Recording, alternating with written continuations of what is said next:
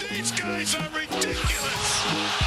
These guys are ridiculous. Now, how about them damn Celtics? And we are back with another episode of How About Them Celtics. Sam and I are here recording on Saturday, July 22nd, almost 10 p.m. But we have plenty of Celtics news, plenty of NBA stuff. Good show ahead of us. But before that, Sam and I we set a goal at the start of the summer. We said we started posting every day at the beginning of June.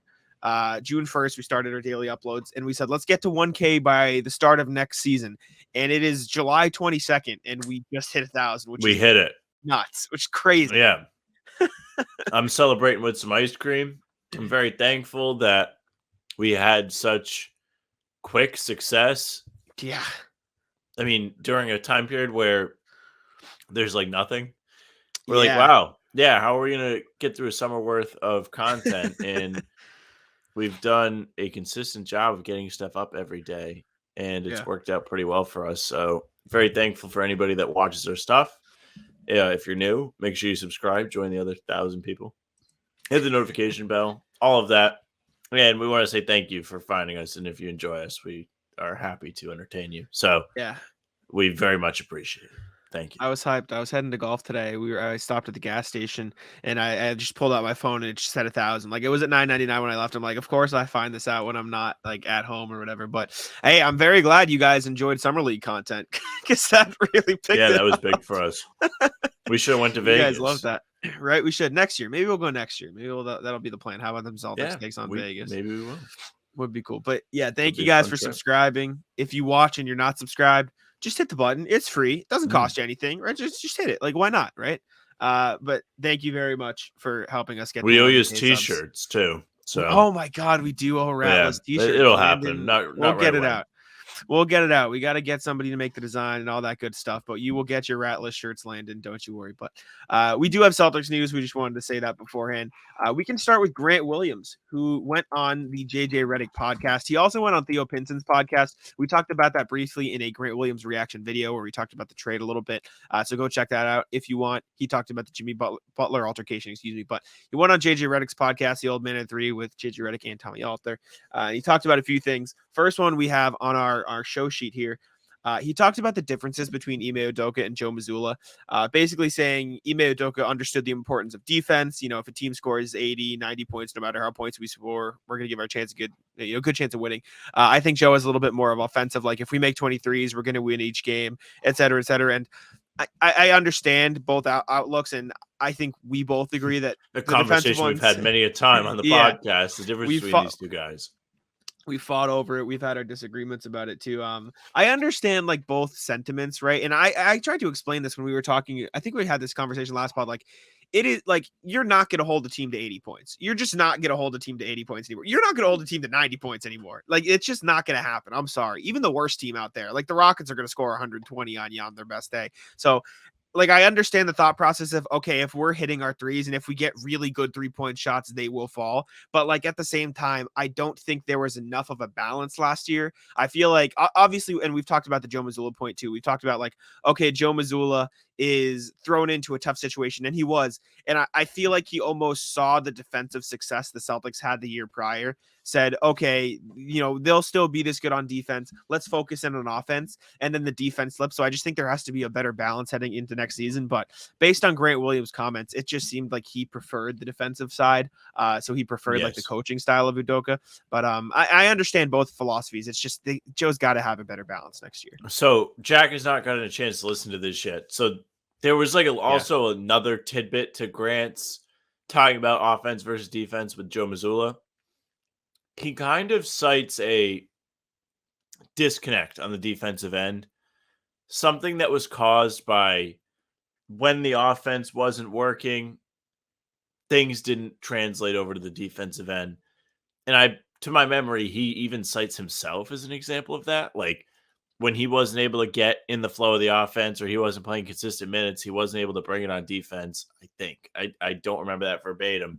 Yeah. But he certainly gives off a vibe on this episode where he favors Udoka in comparison to Joe Mazzulla.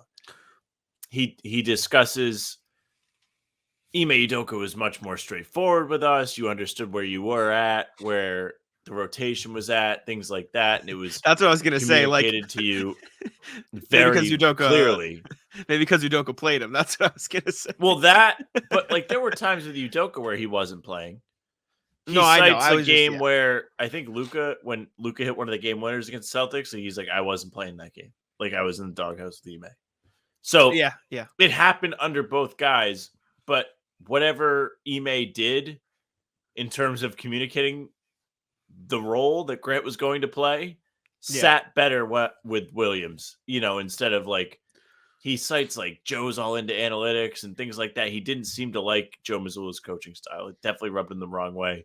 And like you said, very well could have something to do with, I don't know, Mazzulla not playing him out of the blue at the end of the season and Tatum and Brown having to go to bat for him and fight for his minutes. You know what's crazy? So absolutely, that could for sure have impacted.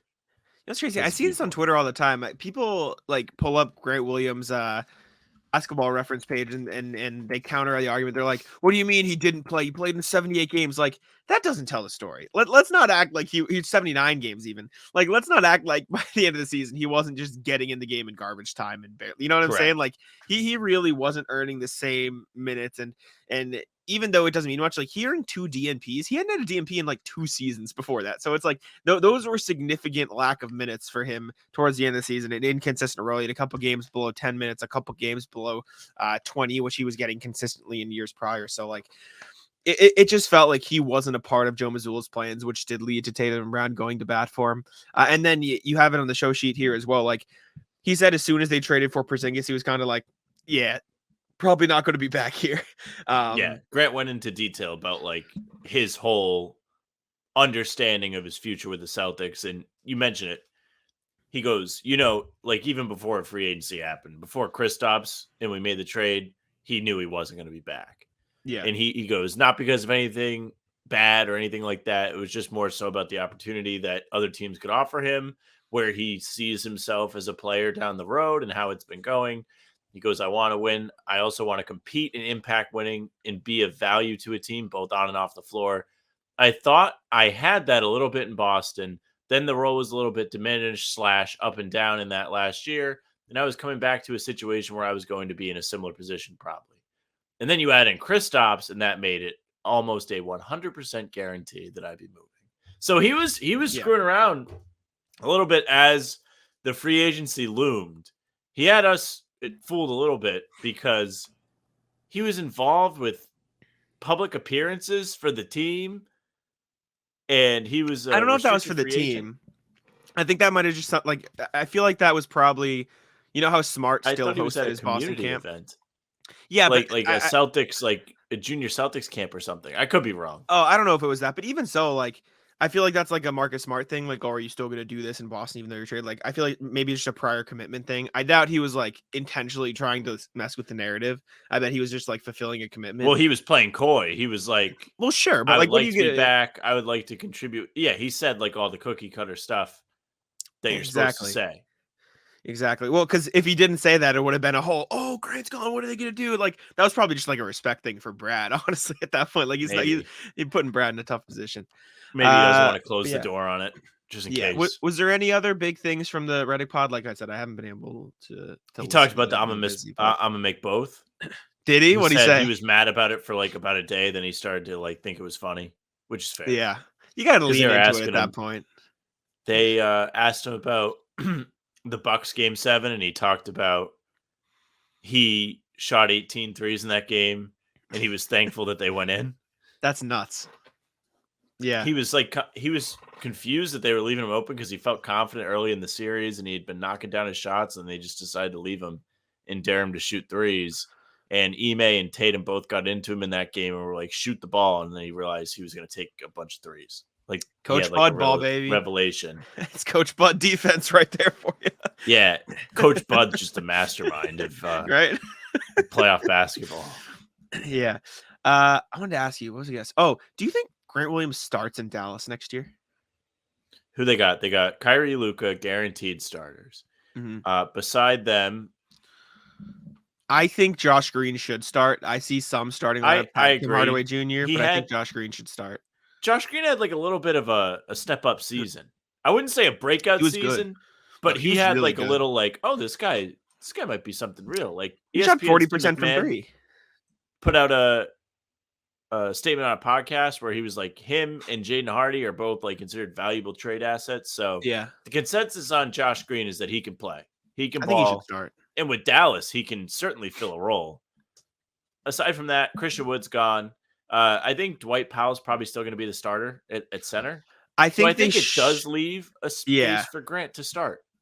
I think it'll be Grant or Maxi Kleber at the 4, and then I think they'll probably start with Powell starting or Richaun Holmes. He's fine too, but like I think Derek Lively should grow into that starting role. I think that Holmes trade was really a steal for Dallas. Not to branch too far off the Celtics, but Holmes was playing really good basketball for Sacramento.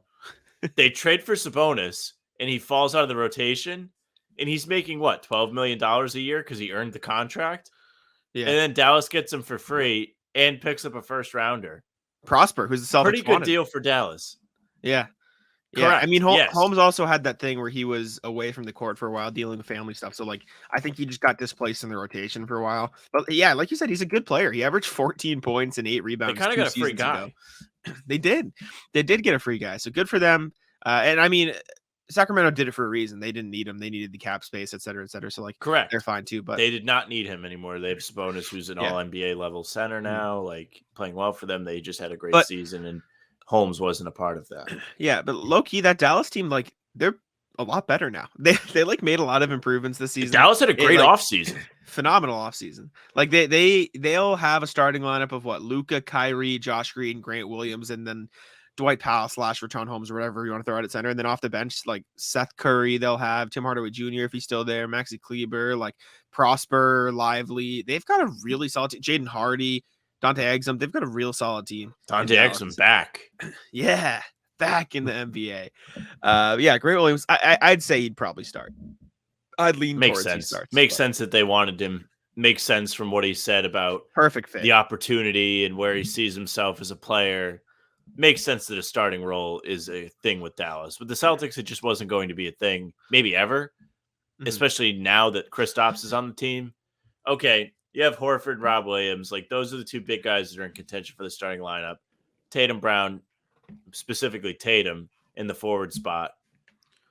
Grant Williams isn't going to edge any of those guys out of the starting lineup. No. And if he does, it's Horford down the line when he begins to age. But even then, I'd rather Rob. And now that Porzingis is on the team, there's just no room for him. Yeah, agree. And I mean, with how Jason Kidd treated Christian Wood last year, like, you can't defend, you can't get minutes. Like, I feel like Grant could get like 30 minutes a night in Jason Kidd's rotation. Like, he loves defense and he'll play. And even to like my, like, oh, they're going to miss Grant when Horford gets like really old.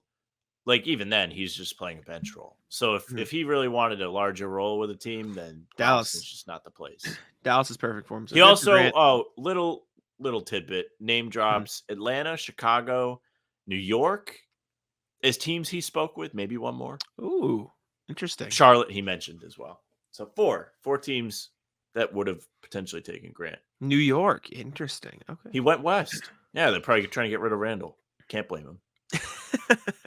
That's fair. That's right. All right. Next thing we have Jaylen Brown news, because of course we do.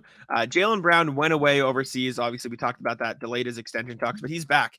He's back in the United States. He did a community event in Dorchester. I think a new court opened up, but he went there, made an appearance. He spoke on the news, etc. Spoke to reporters, talked about it.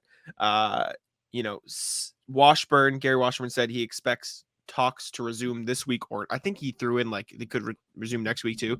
There was a joke in the Celtics blog chat that said they really got to stop using that line because it's been next week for the past 2 months.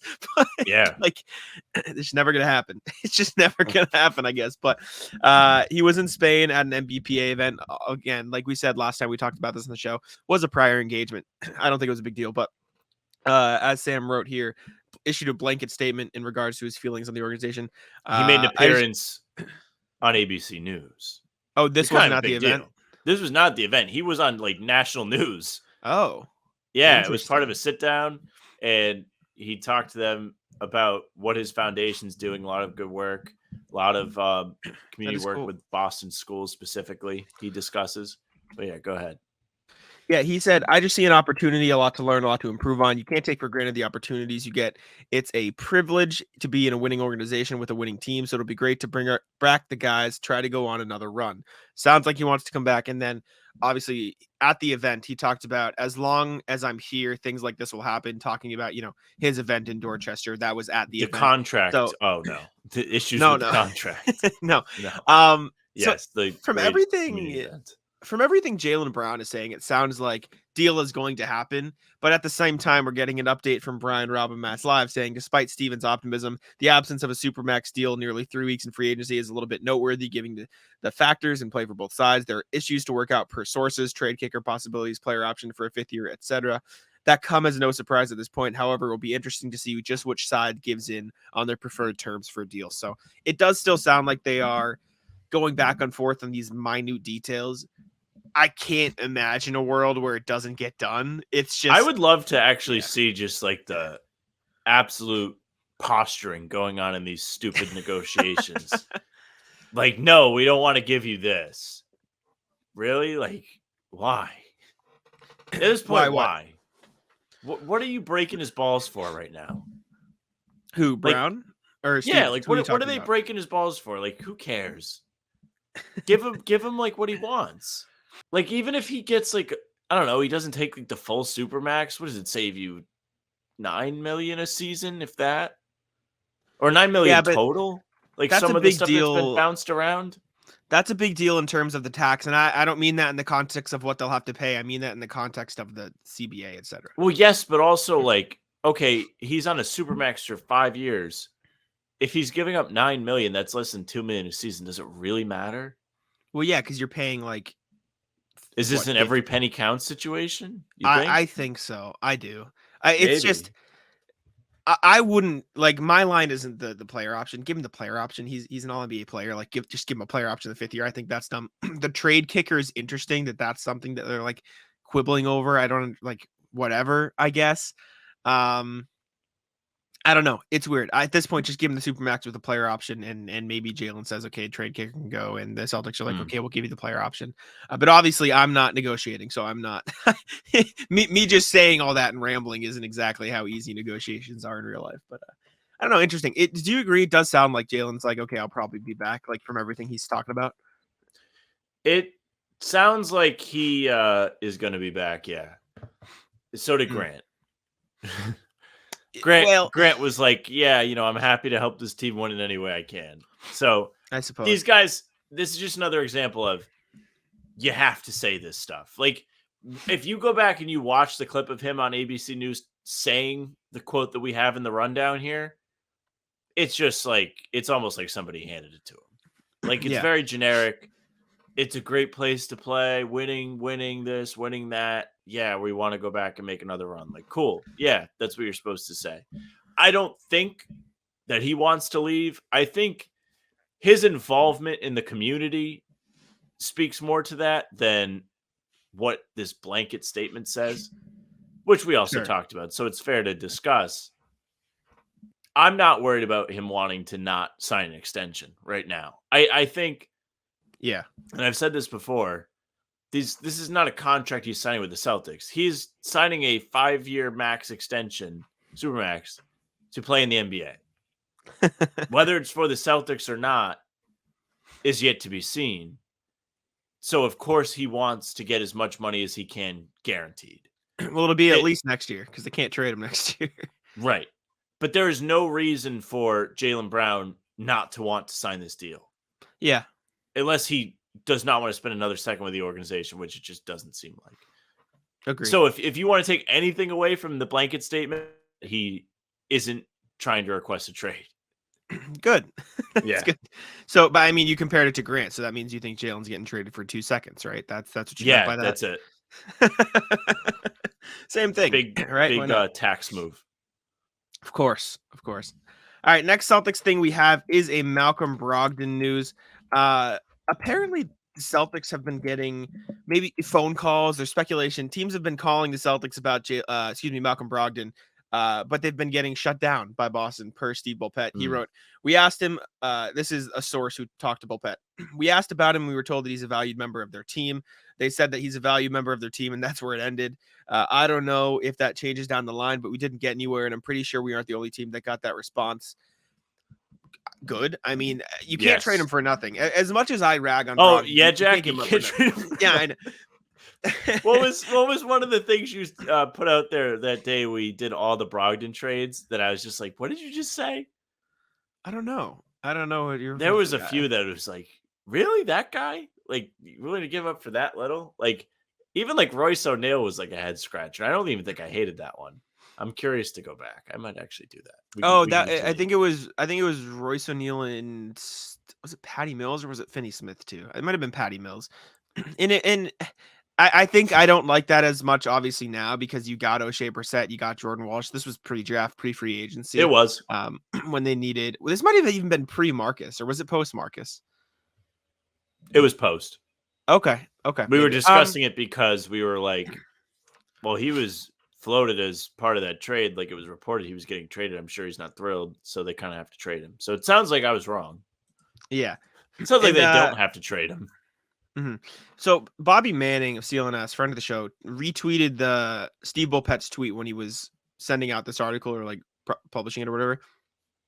And Bobby said, it's unbelievable how much fan sentiment turned against him over a freak injury. He's very good. It was critical often, but he was never worth dumping, and they'll need him now. We'll see how his health progresses. And I responded to it, and I think this is the best I've ever been able to like summarize my thoughts on Brogdon, obviously without going too much over the line. I said my thing was more with the way he played / they used him.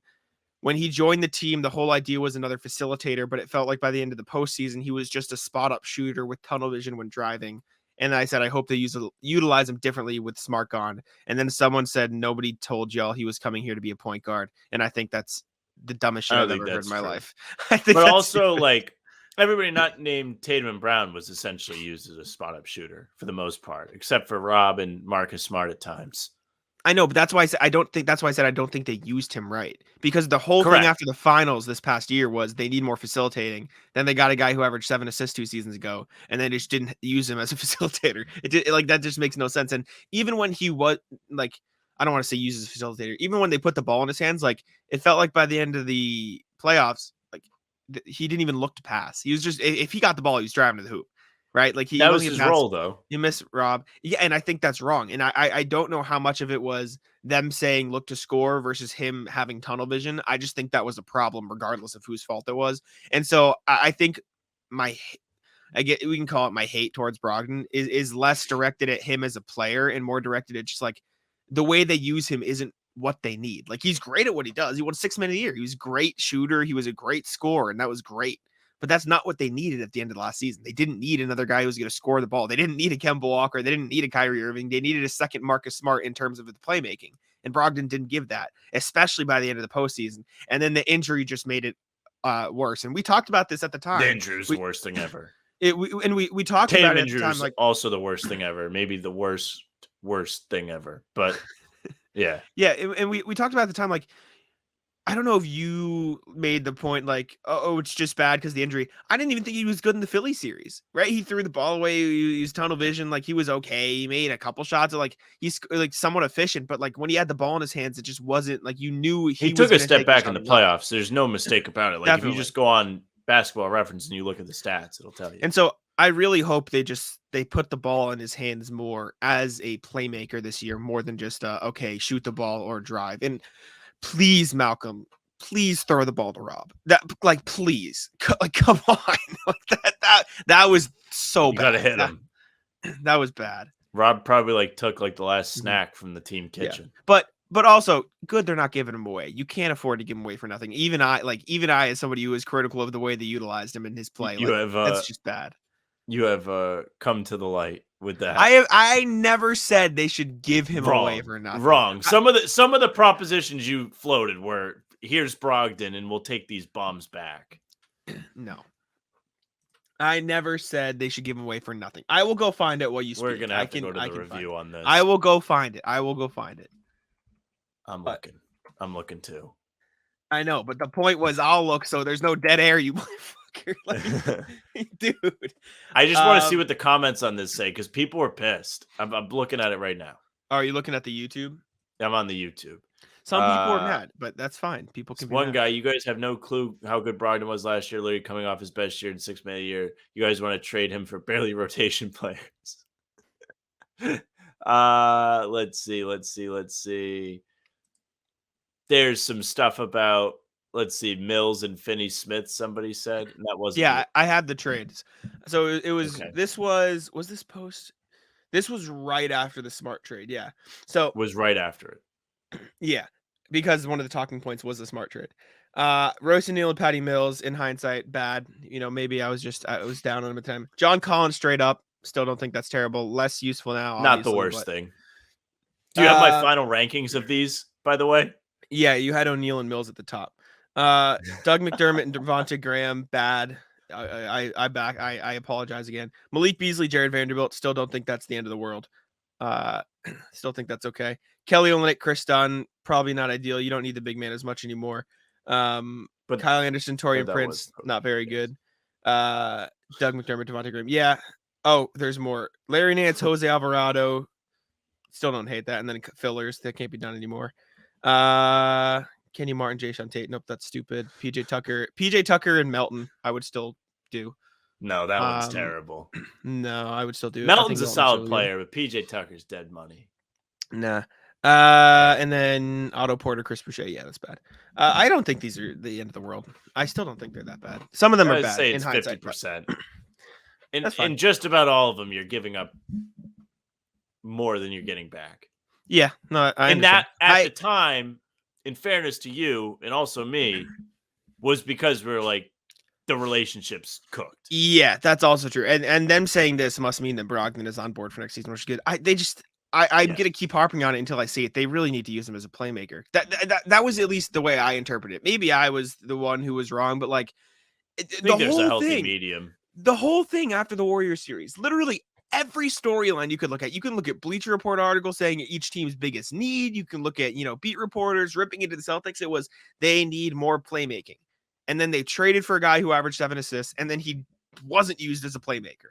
That's ridiculous. That's so dumb. Well, you could point at Marcus Smart for that because that was his role. That was supposed to be his job. So they used Brogdon in a different way, and he excelled. Like in the regular season, he was good. It doesn't mean he's perfect. It doesn't mean that's what they should do. But Brogdon did the best with what he was dealt in the regular season. He, of course, did take a step back in the playoffs. It wasn't great, even before he hurt himself, to your point. But the whole thing wasn't, you say that's what Smart did. That's what Smart did the year prior, too. The point wasn't, let's get somebody else and that can still be Smart's role. Let's get somebody else who can also do that. And then they just didn't have him do that at all. I just think that's bad. That was just like, what's the point of getting him if you're not going to use him as a facility? He averaged 3 assists in the playoffs. Well, part of the narrative was also, they're bringing Pritchard off the bench in the finals and he wasn't able to give them anything. Like, as much as a lack of playmaking certainly did them in towards the end of their 2022 run, so did their lack of reliable guys off the bench because both Grant and Pritchard disappeared in the finals. Mm-hmm. They were essentially rolling out the starting 5 and then just praying. Yeah, I don't know. They just. It was a 4-game series 2 years ago, granted, but he averaged 10 assists in a 4-game series 2 years ago, and now he averaged I know he's not going to have the ball in his hands as much, but the whole point of another point guard and the whole point of a guy, I just think it was bad the way they used him. He's still going to come off the bench this year. I wouldn't be surprised if he's in a similar role. I hope not. I hope they use him as a playmaker more. I think they need to use him as a playmaker more. I'm not saying it's right or wrong. I'm just saying that's what I feel like happens. I don't think his spot on the team changes too much. I just think you're going to see White, Brown, Tatum, Porzingis, and whoever, take your pick, Rob Al, whichever one. I think you got to use Brogdon as a playmaker. Maybe it's me. Let me know in the comments. I think if you're using Brogdon as a playmaker, it's going to have to come as a starter. Because because you're bringing him off the bench to give you a scoring punch. That's the point of the 6 man. That's not the point of all 6 man. Like you should have playmaking off the bench too. You shouldn't have one playmaker on every team and that's it. That doesn't make any sense. He's a quality scorer. And I'm not trying to combat you. I'm just trying to say in the situation he's in, he's not exactly put in a role to excel as a playmaker. Which you're saying. Like why? You want them. What do you mean why? Just because he's coming off the bench doesn't mean he's not playing with the starters. Doesn't mean he's not playing with the group. Coming off the bench, yeah, he is likely coming in at a time, and part of the reason he is coming in the game is to pick up the slack for when Tatum or Brown exits, and they need extra scoring. If he's in the starting lineup with both those guys, or the bulk of his minutes, which they could change as a bench player, come where those 2 guys are still on the floor and he's playing a tertiary or now the 4th guy with Porzingis. Maybe Porzingis also will add that. So to your point, you might be right. Adding Porzingis could open the door for Brogdon to be more of a playmaker and have less of a scoring. I see what you're saying. I understand what you're saying. I think he can be a facilitator off the bench. I'm not expecting him to average like 7 assists off the bench, obviously, but like he had averaged less than 3 in the playoffs, and I just don't think he literally averaged less assists than rebounds last year. Yeah, and even when he was on the court with Jaylen and Jason, it felt like he was still trying to be a scorer, and I don't know if that's because that was the role he was used to because he was coming off the bench. I just think Maybe I rephrase my hate into blaming the Celtics as in I don't think he was put into the position to be the most effective version of himself. You know, like something like that. I just think I think is a very fair point. And I'm not saying he wasn't a good scorer. He's a great scorer. He won 6th man of the year, of course. He had a great season. It's just the way they utilized him wasn't correct. And then obviously with the injury and even a little bit before that, the playoffs, like he had an okay playoffs in terms of you look at the numbers. Took a step back. Yeah. He did. And just that's it. It was unbelievable the timing of his turnovers. It was impressive. It was truly impressive. It's just like PTSD. He just throws the ball to Maxey. Mm-hmm. Like he only turned the ball over, let's see, 19 times in the playoffs in 19 games. Almost every single one was at the worst possible time. I would say if you like brought this point up, like the 19, the number, maybe a month ago or a month and a half ago, like right after they got eliminated, we could rip off at least 12 10 of them off the top of our head and be like, okay, this happened in this situation and like name them. Mm-hmm. Now we can't. It's too far gone. But just to make this a full circle point. Yeah. Everybody on the Celtics not named Tatum Brown robbed because of a lack of the skill. And sometimes Marcus was used as a spot up guy for the most part. And if you want to see the best out of Brogdon, you may need to loosen that a bit from the scheme point. No, I wasn't complaining that the fact that he played the role of a spot up guy, right? Because he was a great shooter. Of course, you're going to use him in that role. I was complaining that he was, but he's being limited to that. That's what I'm saying. I was complaining, trying to get across with he was needs to be able to do more than just score.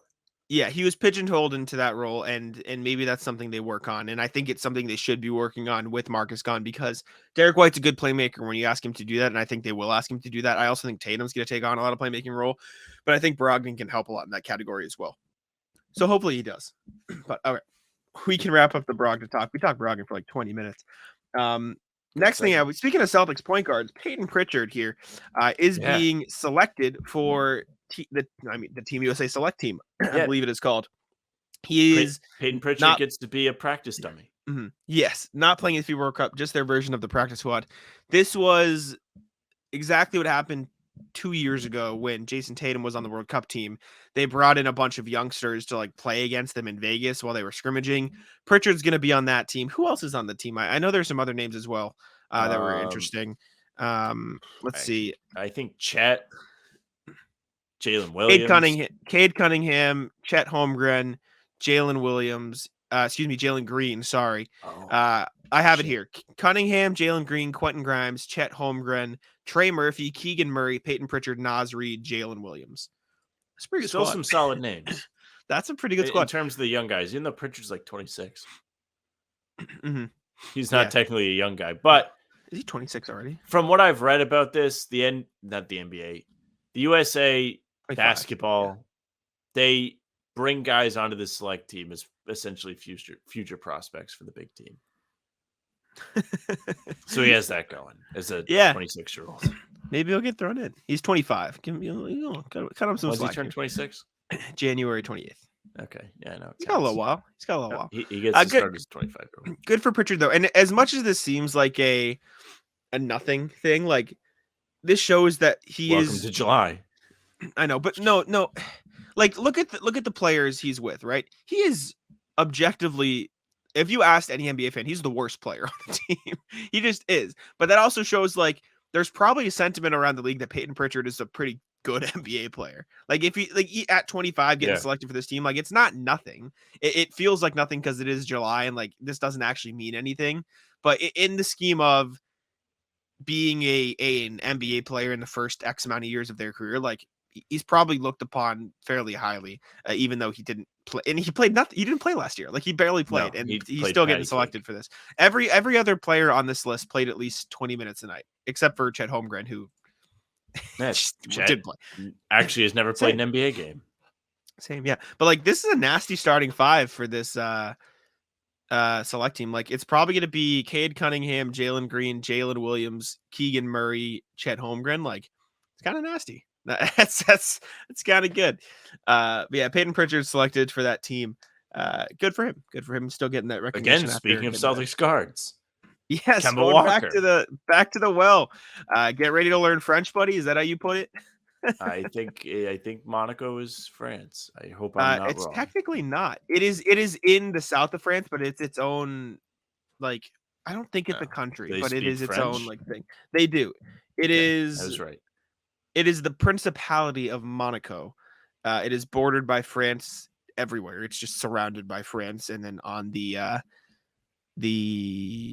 coast. I actually they might speak Italian there. No, official language is French. I think they speak both though because it is right next to French, buddy. But thank goodness. It is Monaco is a country, so it's its own country. It's just completely surrounded by France. Monaco is gorgeous. Have you ever seen pictures of Monaco? Yeah. Monaco is famous for the Grand Prix. I'm just going on a side tangent now because I think it's really pretty. It's famous for there's a race there, but the reason I know it is because you ever seen the I hope this is the right movie, the Madagascar, the movie? I've seen it. I have not seen it since I was like 7. I'm pretty sure. Have you seen Madagascar? What's it called? Madagascar, Europe's Most Wanted. Madagascar 3, Europe's Most Wanted is set in Monaco. And that's the only Iron Man 2, they have a race in Monaco as well. Yeah, it's a famous race in Monaco. That's the only reason that was my fun fact. I just wanted to talk about Madagascar and Monaco. But look at this place, man. Look, check on YouTube if you want to see. We're looking at a picture of Monaco for the audio listeners. Like this place is gorgeous. Like this is crazy. This is like the city center in Monaco. Yeah. Get the fuck out of here. This is like stuff that pops up on your Windows home screen when you get a new computer. You know what I'm saying? This is like literally Worcester. Shut up, phrase. But yeah, Kemba Walker is heading over to the team AS Monaco. Is that what it's called? AS, yeah. Yeah, I think so. AS Monaco. I'll double check here in the news, but AS Monaco, and he talked about, I forget where he talked about this, saying like he doesn't know about the future of his NBA career. Like I can't remember where I saw this quote on Twitter, but like somebody asked him. Well, somebody asked him like, "What do you think about your NBA career moving forward, or something?" And he was like, "Yeah, I don't know. I'm, basically said I'm excited to, Yeah, dude, I'm 6 feet tall and I can't play defense. What do you want out of me?"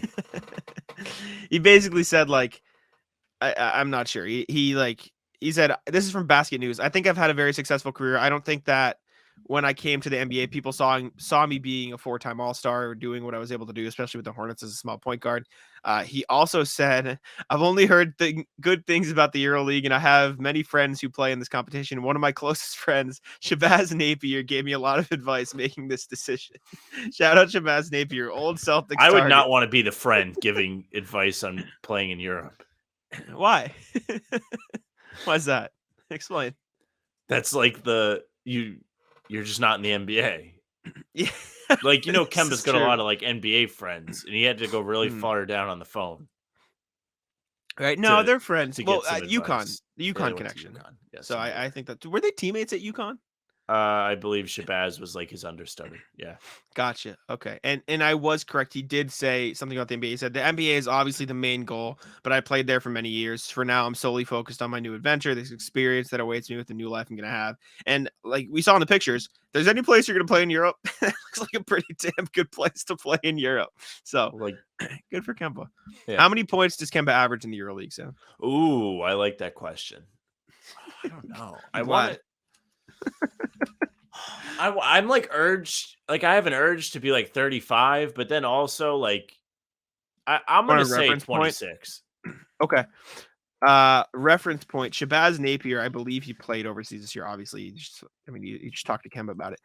He played for AX Armani Milan, and he averaged throughout the whole league, all leagues, 15 points a night. Shabazz Napier. Okay. So I if think their that's your style of play context. is a bit different. Yeah. I think it's a more Yeah. team-based game, less isolation, more of a college type vibe to those games. I think It makes sense. What do I know? I'm more Makes sense. I wonder who led the who led the EuroLeague in points this past year. Ola. You want to take Do you want to take a guess? I have it. How many? Okay, instead of who, No, dude, how I couldn't many? tell you who's over How there. many points was the league leader? 22. 17.6. Okay. Really not a lot. And it was not an NBA player. It was Sasha Venzikov. Wade Baldwin was second, though. Asking me, do you want to guess? I should have started with the points. Yeah. There are some NBA players up here. Wade Baldwin, Dwayne Bacon, Mike James. He's a baller. And then Mirotic, who is supposedly, have you seen the rumblings about Mirotic? Yeah, he might come and play in the NBA again. Yeah, he's not punched by continuing Bobby his career with Portis. that team. I saw somebody out there saying if a team is in on Christian Wood, they should just be in on Nikola Mirotic instead. There's probably truth to some of that stuff. Like, I wonder what the difference is between some of these guys like that don't play defense in the NBA or like are fringe guys. And Would you take Mirotic on the Celtics for the last roster spot? for the last roster spot? I don't know, man. Would you take The him last over? roster spot is very valuable. Would you take him over Justin Champagny? Yes. All right. Poor We can Justin cap that Champagny, there. man. He just gets crapped on a little bit.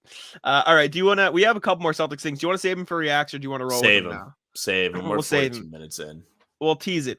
You got a couple Yeah, more you things. got in some there that reacts we will, coming for you. Why don't you watch them? You didn't watch the Grant one. Pricks. Go check it out. Well, no, we're thankful today. 1,000 subs. We're grateful. We're grateful. We're grateful. I'm not complaining.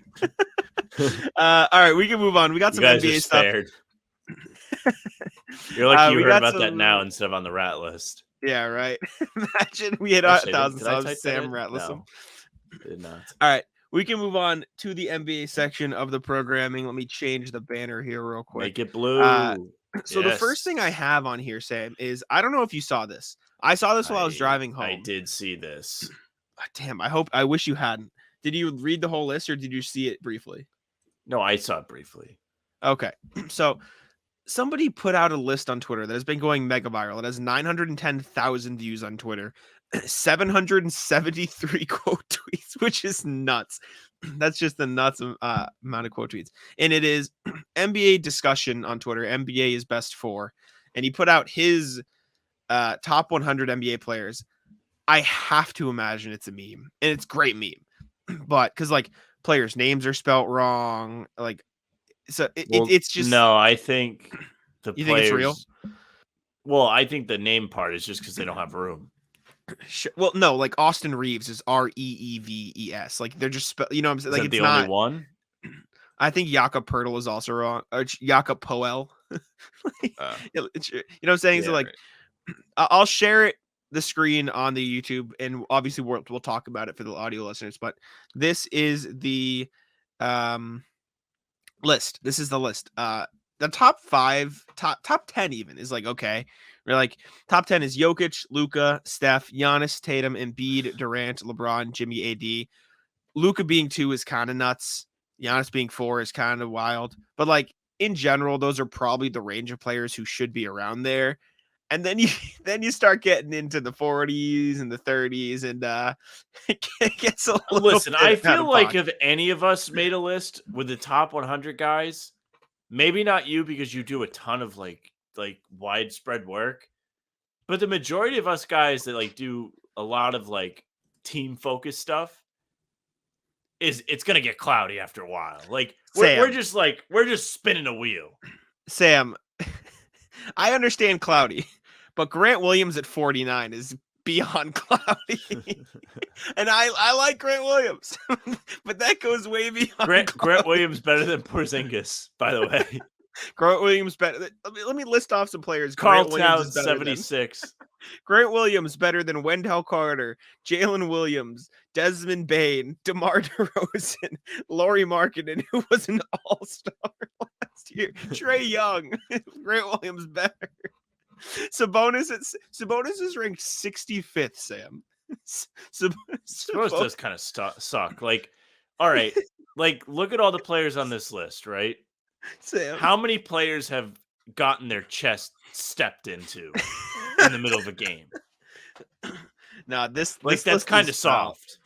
Sam, Rudy Gobert, Draymond is at 44.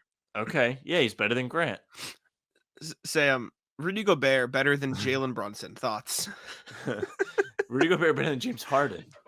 Rudy Gobert better than Jaren Jackson Jr., Bradley Beal, Jaden McDaniels better than Jared Allen, better than Andrew Wiggins. This is that's what I'm saying. Sam, Paolo Banchero is 100, one spot below Tim Hardaway Jr. and Luke Kennard. See, this just goes to show like how little people pay attention, including me. That's why I said this has to be a joke, and I know like. There's cloudy. The average Twitter user is just like looking at this, seeing like they're going through the top 10, and then once they get to the first player that they think is out of place, what the hell is this? Blah blah blah. Sam, there is cloudy, and then they're saying Duncan Robinson is better than Paolo Banchero. Yeah, this just keeps getting better and better the longer you look at it. Right? It's nuts. All right, let's look in all seriousness. Go down the list. You don't have to read them out loud. But who is the first guy that is just like the clown? Way out of place. The clown like amongst like the military men, the meme. Who is the first one? Is it Rudy? First one?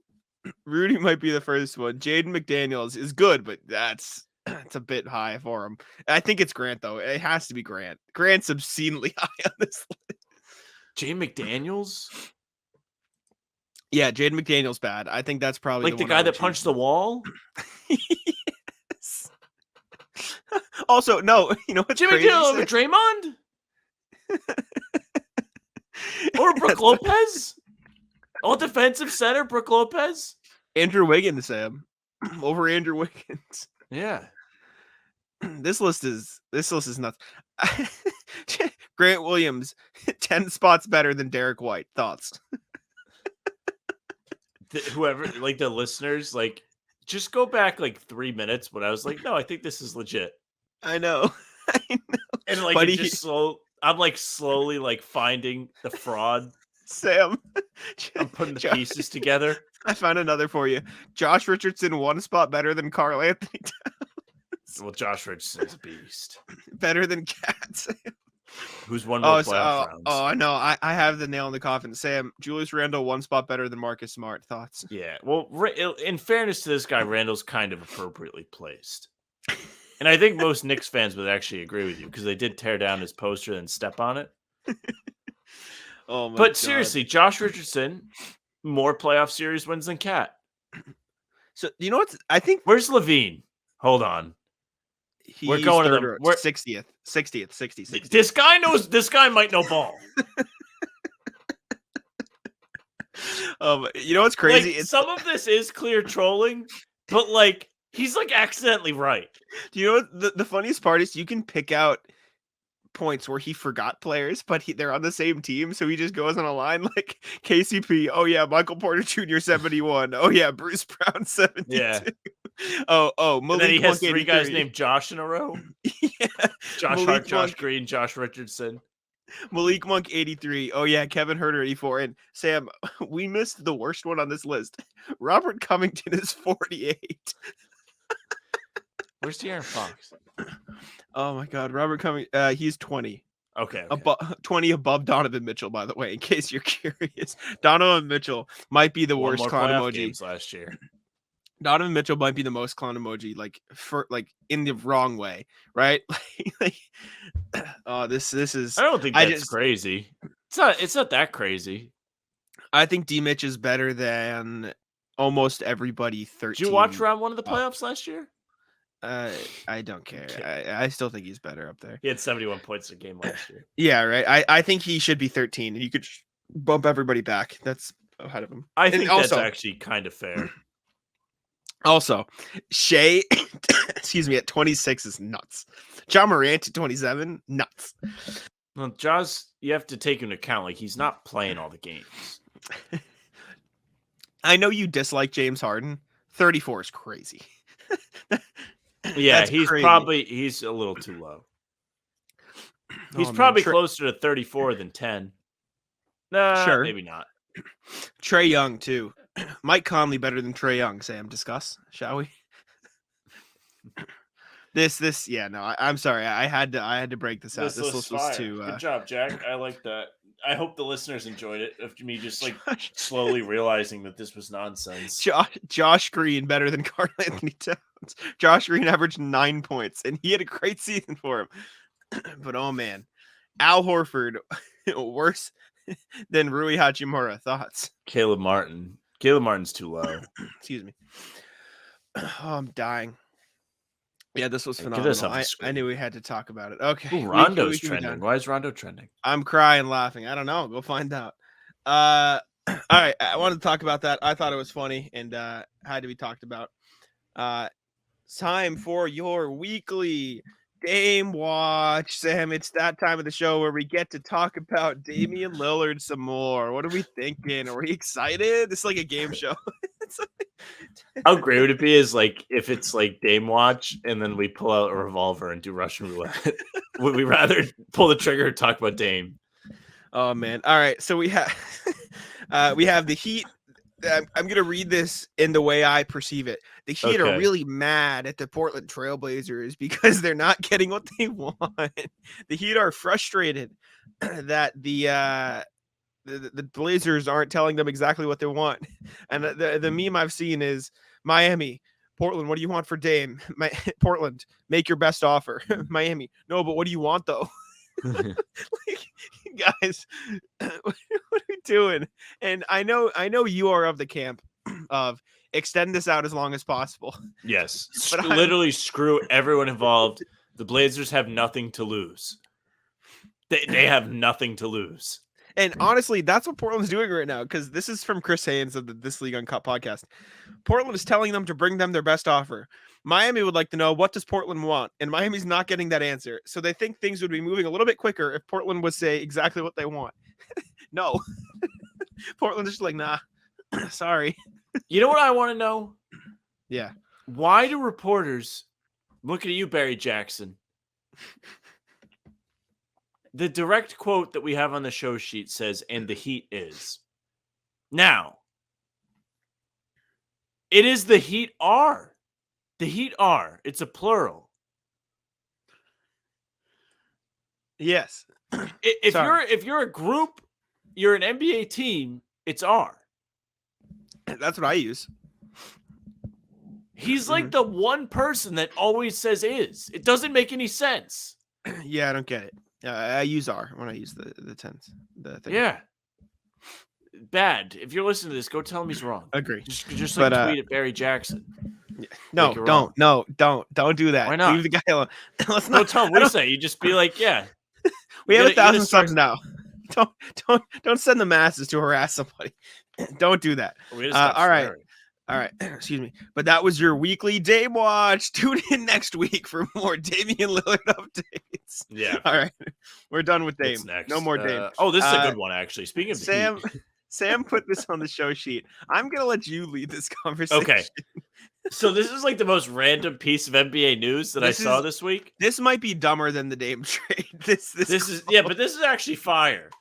Oh, and it's actually like an okay conversation of who's better. Sure. So Heavy Sports Sean Devaney did an article where he's talking about the value of Tyler Herro. Sure. And he spoke to an anonymous GM that was like, this is a direct quote, Franz Wagner is as white as Herro, but I might take him over Herro. I'm not sure the logic there. NBA teams always get accused of overvaluing white guys. Now we're penalizing them. Jack and I are also as white as Herro. Despite the way he may like have a dialect and talk, we are indeed as white as Herro. He also does have cooler drip than us. The drip. Yeah, the drip is much better. But to this GM's point, we are also white, so we should also be. This is the dumbest quote I think I've ever heard in my life. This is the stupidest thing. But outside of the unnecessary like racial part of the conversation, Franz Wagner versus Tyler Herro is an actual conversation, and I think Tyler Herro is the better player right now. But who would I rather have moving forward? I would choose Franz Wagner. Just, I think that makes sense. I think the upside's more there. He's bigger. He has more size. Because of that, he's less of a liability on defense. There's been times where Wagner is a motherfucker. As I said a minute ago, we should stop swearing. But he is. Like, he's lit the Celtics up a couple times. He's for real. He averaged 18.6 points this last season. 4 rebounds, 3.5 assists. Yes. He's really good. Especially as Orlando becomes a better team. Like this year, Orlando should be at least knocking on the door of the playoffs, if not getting in. You're going to get to know Wagner probably a little bit more. You're going to get to see him. It's going to be national TV. Definitely. People like Paolo. Yeah, Paolo's nasty too. They're going to be real good this year. I think they're going to be fun. Paolo's good. They've got a good core behind him. They're fun. Yeah, I don't know. Interesting. That quote that's crazy. That's truly ridiculous. All right. Next NBA thing we have. In case you're sick of Dame, let's talk about James Harden instead. The other guy that just please talk about me. Can't get out of the news. James Harden posted an Instagram story with the caption, "Time to get uncomfortable." Now, Sam, you tweeted about it, so I'll let you take it here. Yeah. So is the jersey going to get tight and it's not going to be comfortable? I think that's the biggest obvious speculation that comes from that, right? I doubt that's exactly what he meant, but I like the line of thinking. I back it. We saw it. We could see Harden pull his signature move of pretending to be fat or getting fat on purpose, like he did when he didn't want to play in the Rockets anymore. Then he like faked being hurt with the Nets, right? Like he said like his hamstring was messed up, and then he started playing for Philly right away. I don't think he faked it. I think he embellished. You know what I'm saying? Like he just, if I had to guess, I mean, I don't know. What do I know, right? But yet, again, we'll never, I mean, I get the logic, but like, don't like act like you're getting held against your will when you literally opted into the contract. Yeah. Like they have no obligation to trade James Harden. They don't. They have more pressure on them to trade James Harden than Portland does Dame. I would say that. I think more rides on it for Philadelphia to make sure they get this right.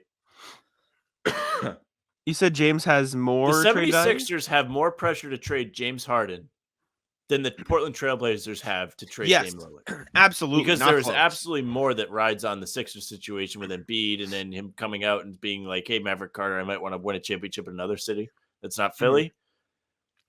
I mean, Portland has nothing to lose, dude. They've got a young core. They could literally sit there and be like, okay, Dame, don't play. We're going to put in Scoot and let him just eat all your minutes and develop.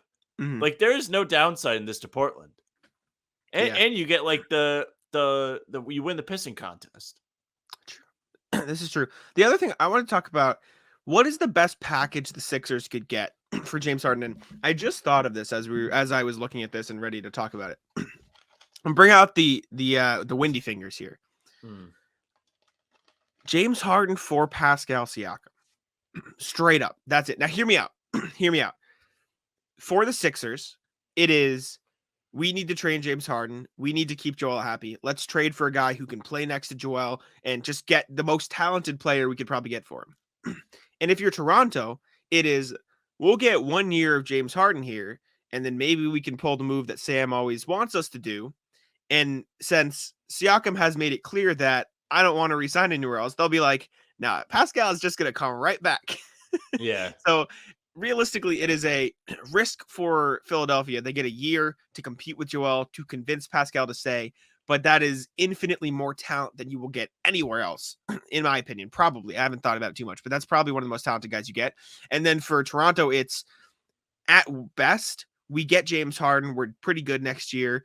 And maybe Siakam comes back. And at worst, you just rebuild with Anunoby and Barnes and whatever, right? See, I think if you're Toronto, though, and you want to get rid of Siakam and you're leaning towards that back point there, you just get the best package. Yeah. Yeah, you just like get a kickstart on the rebuild instead of like trying to salvage anything with Harden. Another windy, Harden for Levine. Thoughts? Discuss. What do we think? Does that make Chicago better? Like that much better? No. No, this is not like a... This isn't a Chicago gets better move. This is a Chicago gets off Levine's contract move. Okay. Yeah, I can see that then. And they're probably better next year. James Harden makes them better than Levine does. For the 1 season he'd be there. The contract thing makes a ton of sense, actually. Mm-hmm. And Philly I'd rather be like, we're going to try something new with Embiid. They'd still be pretty good. And honestly, that would allow them to, I mean, not that this is ideally, but like you put the ball in Maxi's hands a little bit more. He can be the point. Levine runs the 2. He's a fine score, like secondary scoring option. Like Levine as a first option, clearly bad, but Levine is the second option behind the league MVP. Not bad. Yeah, I think it's all right. So, yeah, that might be a more realistic trade than I think Toronto. Yeah, I don't really think they're going to trade Siakam just because he's kind of strong arming that situation too, which is strange. But he's doing it in a good way, I guess. Sure. Yeah. Yeah. What else? What are some other? I just like. What do you think the best thing they could get back for Harden? I don't think they're getting anything quality back from LA, which is where he wants to go. Like that's what I think. It's not going to help them. Maybe Orlando wants to take a swing at Harden, and they want to really push to compete. Like they feel like they're really close to getting over the hump with like if Paolo's ready, and if they get to keep Franz Wagner in the trade. Like we just talked about him. He just is coming off a solid season. The team last year itself was a pain in the ass. They can offload some pieces, but again, what does Philly really want back from them? That's the thing. Like I don't think that makes a ton of sense for Philly. It would have made more sense before the draft. If you're Minnesota, do you take a swing? What do you give up? Like Conley and other middling like stuff. I mean, yeah, if you're Minnesota, it makes sense. But again, for Philly, like that's not a great return. Is Conley's that better a quality than the Clippers? player. Is that better than the Clippers package, though? I would say, yeah. I think you can effectively replace Harden with Conley, who gives you a different angle.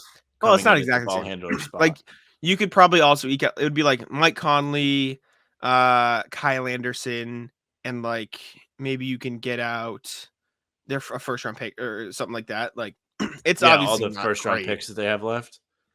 Sorry, I meant like a Leonard Miller or something, like their this year Okay. pick, like they're a rookie is what I meant. Yeah, It's still not good. It's still bad. Don't get me wrong. I think Morey's got the right idea. Like if you're giving up Harden, you better get something back that's worth it because Embiid, who knows what he's thinking. Yeah, I agree. You need something. I don't think any of those are great outside. I think Levine's probably their best bet. I think it. I don't think that's Chicago their would best do it. But like ceiling. yeah, he might be the best player they could get back in the deal, and it's largely just because of the contract. Would you? No, I don't know. Yeah, it's tough, man. There's really no like. Nobody Phoenix wants this guy. He's lazy. pre Beal trade. Phoenix, I'd like Chris Paul, but like now you don't want Aiden. It doesn't work. There's nothing, man. Right. Nothing. Pelicans. Yeah, I know you mentioned Zion. Would you do it for which teams? I just don't know. Is Zion worth it if you're Philly? No, you're right. It's just like, is he the best player? He's better than Levine, or would you rather have Levine? He's not a good fit next to Embiid, I don't think. And that's who would you rather have, Levine or if Zion? you're Philly? Yeah, Levine. That's big from you, and you don't he can provide more No, I space know. than Zion can. I know. And he also is actually healthy. Like, as much as I love to crap on Levine, he tore his ACL and then made a point to play in back-to-backs. Yeah, he plays. He Yeah. plays. Oh, all right. Enough Harden, enough NBA. Let's bring Matt the Rat out here for the first time since 1K. We should have gave him a crown. We should have gave him something, but we've got Matt the Rat. Would you like to kick off the Rat list for us? Kick off the Rat list, Sam. What you got? First Rat list is the MLS. Messi made his debut in Miami last night. It was awesome. See, this is where it's weird because I want to try and come up with the best comparison for Messi playing against MLS players. Yeah. Messi is fair. without a doubt old. Yeah. Make no mistake. But he's still by far the best player on the field. Not close. Yeah, you're right. This is like when MLB Great players moment. No, it's sick. This is like an MLB player getting hurt and doing their recovery in the minors, and they're just beating up on everybody down there. Good comparison, except he's just permanently playing in the minors. Yeah, except he's just there. Except that's where this is his retirement tour. This is I'm better than you. I'm just gonna chill here, have fun, and hang out in Miami for David Beckham. It was sick goal though. That was a dope clip. It was a cool moment. Good for him. Rat list MLS. They still don't have any way to compete with the big leagues to where people care. And I would love it if they did. It'd be sick. I said I would love it if they did. Soccer's cool, right? I'll watch soccer. Yeah. It's just New England MLS would never be any good. True. Because the way soccer works, there's no draft, and there shouldn't be, just because that's the way it works. All the good players that will come from Europe will go play at LA, New York, Miami. Yeah. No, you're right. Yeah. But I don't know. I'll be that's why it's rat list. It's just never going to amount to anything. It's not a good game to watch. It's not technically rat list, but I'll spit into rat list. I have a friend who texted me today. His name's Ryan. Shout out Ryan. He watches all the pods. Ryan texts me. He goes, every time something annoys me now, I just say out loud, rat. He goes, it's just a part of my vocabulary. And the context he gave was, he goes, I was at Dunkin' Donuts and I sat at the drive-through order, whatever you want to call it, the microphone, what do you, speaker, the drive-through speaker for 10 minutes and nobody came to just answer. He just put them on the rat list, and he was just telling me how he always thinks about annoyances or this rat list stuff now, and I'll shout him out here. And that is a rat maneuver. You can't not answer the drive-through. That's ridiculous. But shout out Ryan, rat list legend. Would you like to conduct the rat investigation? Yes, let's do the rat investigation. That's on the sheet. So I have not looked at this yet, so it'll be my first reaction. Let's do the old share screen. You want me to share it, or do you want to do it? You share. All right. And I'll take Let me share the screen here. All right. This is an Am I the Asshole post on Reddit. Is this okay? Let's see. Is this a rat situation? Let's take a look. Okay. So this person asks, am I the rat for being hurt that my wife is on Tinder to quote unquote find friends? A few days ago, I woke up to an email receipt with quote unquote Tinder Gold under my wife's Apple ID. I asked my wife if I could see her phone to confirm it was actually on there. And when I saw it was, I asked why. Her best friend recently got out of a relationship, and she said she'd signed up to help make her an account. Once she started talking to people, she wound up in good conversations. She said she thought it could be a good way to make friends. I told her I was really uncomfortable with her being on there since it was primarily a dating and hookup app. She said that she told people she was married and looking for friends. She offered for me to look at her conversations. So I peeked at a couple and they were flirty, but relatively tame. Her profile does say that she's married and only looking for friends. She is upset that I don't trust her. But a couple years ago, she went through a period where she was really close to cheating. She swears she's a different person now, and she'd never do anything to jeopardize our marriage. Ultimately, she said she refuses to apologize because she isn't doing anything wrong, and that I just need to deal with my insecurities about it and trust her. Am I the rat? And he later edits the post, says it's got a lot of comments while I was out this afternoon. Here are some additional details. We've been together 20 years and have a kid and a house, so leaving is a lot of emotional, logistical, and financial complications. Not saying I won't do it. I'm just saying it's not easy. Maybe my answer seems obvious, but I really wanted to believe her. I posted this because I don't know anyone who actually uses Tinder. So I wanted to see if I was correct and with what I had assumed about it. I'm not giving ultimatums, and I want to have a conversation about this instead of just saying delete Tinder or I'm gone. Wow. You know what's real sad is he feels like he would be a rat for feeling this way. Well, I will say there are like specific sections on dating apps for like just friends. Not so, like, Tinder. No, you can like technically use it. Tinder to find Gold, by the friends. way. Yeah, Tinder Gold's nuts. Like Tinder Gold for just friends is crazy. No, yeah, that's kind of whack. That's kind of whack, especially with the context of, like, she was close to cheating, but she's changed now, but she just uses Tinder for friends. Like, it is possible to just use these apps for friends. So, like, sure, but like, nah, that's definitely. If you would like sus. to It's use a dating weird. app for friends, Bumble has a friends section. Bumble, by the is- way, the worst of the dating apps. This is also true. Care to share, Jack? Do you have a rat list? Yeah, actually, I can share this. I don't have the picture available. I was on Bumble the other day. I'll put the rat back up. Just keep talking. Yeah, I was on Bumble and I'm just having a conversation with this girl and I go like, what do you do for work? Which, correct me if I'm wrong, pretty normal question, right? That's a normal, Yeah. we're getting to know each other question. And her response was, why do you care? And I go, I was just asking. And I said, it's just the conversation. And she Yes. goes, I don't think I want my man to be asking what I do for work. And I just said, okay, sounds good. And I sent the sunglasses emoji. Chat, It's what just- does the girl from Bumble do for work? Let us know. I was like, what are we doing here? It was like, have you seen the thing going viral on Twitter where it's like, oh yeah, it's like a guy texting this girl. He's like, oh, I'm excited to see you tomorrow. What do you think we should do? It's gonna be hot out. Maybe we can go get ice cream. And her I did response, see this. and her response is like, not to be rude, but like, I'm 26 years old and an ice cream date just sounds super below me and childish. I don't think we should meet. We wouldn't vibe. And he just goes, cool. And sends the sunglasses emoji. You ever see the video of the guy crazy. that goes to the McDonald's drive-thru and asks for an ice cream cone and then just slams it on his forehead? No. Yes. Yeah, Actually. so that would be the childish date. That would be a good date. You just both Have do you that. seen the one?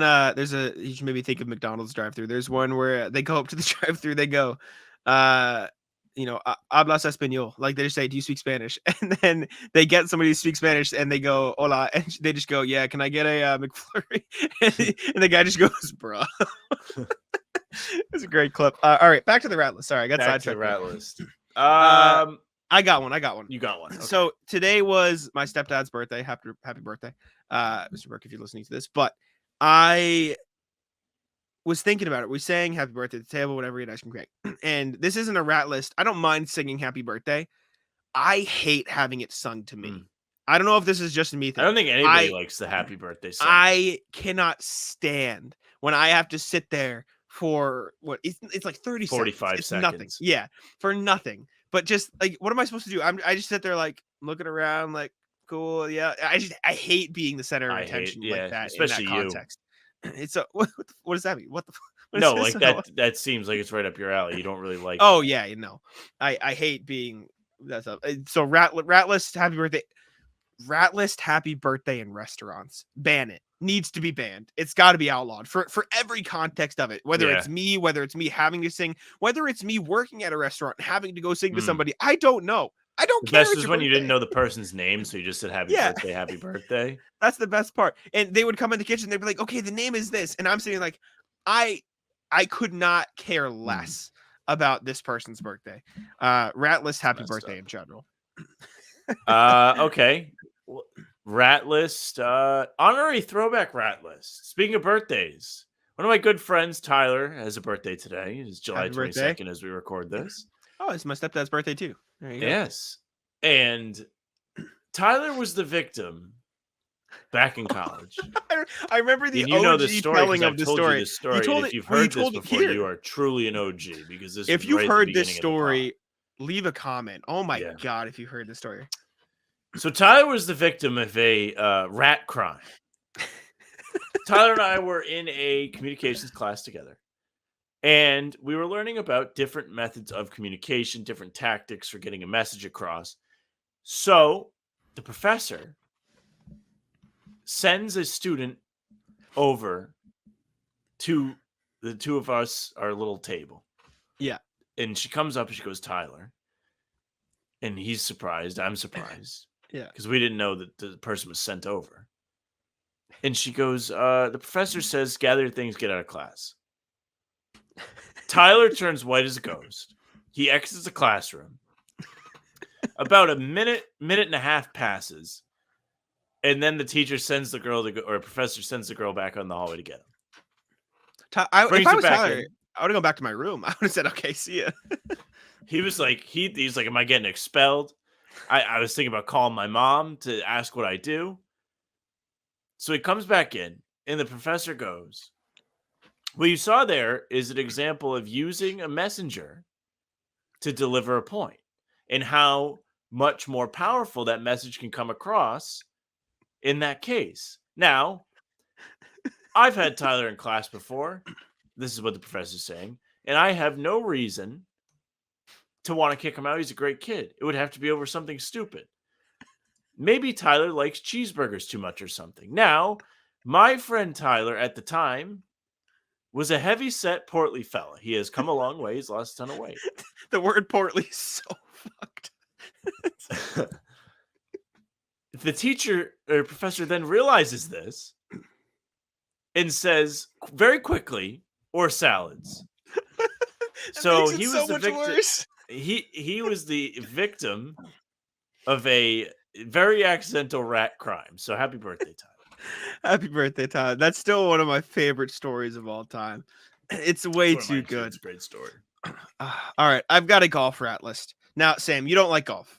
You made a note. You don't like golf. You're not a fan. Golf sucks. Now, Sam, can you tell me, do you know stuff about golf etiquette? Anything. Just name me something about golf etiquette. Anything. You're supposed to let people go past you if you play slow. Sure, there's one. When somebody is swinging, what do? You don't talk. Easy. You know that, right? Yeah. So the people behind us didn't know that. So every time we'd go to swing, they would be on the green behind us or at the tee box, and this dude had maybe the loudest laugh I've ever heard in my life. And so Danny, a good friend, I love a good laugh, man. Like if sure. people got a good laugh to them, let them laugh. Sure, but if my friend Danny's standing over the ball, about to hit, and you just hear super loud, I just see Danny go like this. I just see him fold. He just goes, oh, he sinks down and he takes a step. Yeah, ratless golf etiquette or the lack thereof. For the people behind us, they were the loudest people I've ever seen in a golf course. Also, playing speed golf. So in golf, usually, okay, the person furthest from the hole hits first, and you work your way up. Once they got to the ball, they were hitting. We were in carts. They were walking. They were keeping up. They were. It was crazy. So ratless them for just complete lack of golf etiquette. Clearly. Last rat list from me. Guy at the casino yesterday. So I went to the casino with one of my good friends. Mm-hmm. I won $150 like the fastest I've ever won. Sat down, played blackjack, won 4 hands in a row, and I was like, shit. Where you retire. Yeah. I didn't quit, and I played till the end of the shoe, which is the deck, and then they have to shuffle it. And then I was up 150, must have been 15 minutes, I quit. Yeah. So I'm standing there watching my friend play. Mm-hmm. He's looking for a table, finally finds an open seat, sits down, and he's playing for a little bit, and this guy comes up to the table, and I guess he had asked them to hold his seat. And he must have been gone for a while because they will hold your seat if you ask them. Like they'll put like a reserve chip there. And he just like kicks my friend out. What the hell? It was so bizarre. And like the dealer even had like this look on his face where he was like, really, man? Like, okay, I guess like I'll like kick him out because dude. Wait, the dealer or the dude kicked your friend out? The dude did. He came back and was like, well, it was like, what the hell's this guy doing in my seat? Your friend should have just said no. Well, everybody was just confused. Nobody wanted. Yeah, I guess at that point it's not worth the scene. Yeah, you're right. That's whack though. Whack. That's what I got for today. That's all I got. I got no more rat lists. We can wrap up here. Good rat list today. Healthy rat list today. Throwback rat list, fantastic. Throwback was elite. Man. Shout out from the Laughter. Oh, also Little tidbit to that. His job got him a cake yesterday. Cake was a cheeseburger. Phenomenal. Yeah. I love it. And they don't even know the story. Did he tell you? Did he text you? He's like, oh God, look what He happened messaged to me. chat. He said that he's like, dude, I just can't get away from this. And it was just a cheeseburger cake that said happy birthday. So brutal. So brutal. All right. Well, thank you guys for tuning in. I will change it back to the How About Them Celtics colors. Super Thank great. you for 1,000 subscribers. Still crazy that we hit that so quickly. Maybe you go for 2,000 by the end of this calendar year. Thoughts? Do you think we get another 1,000 by the end of the year? I think that's possible. a good goal. I think that's a good goal. Let's get Hard to 2K. work. I Tell you agree. what, it's not going to get any harder than this next month and a half. Yeah, this It's is terrible.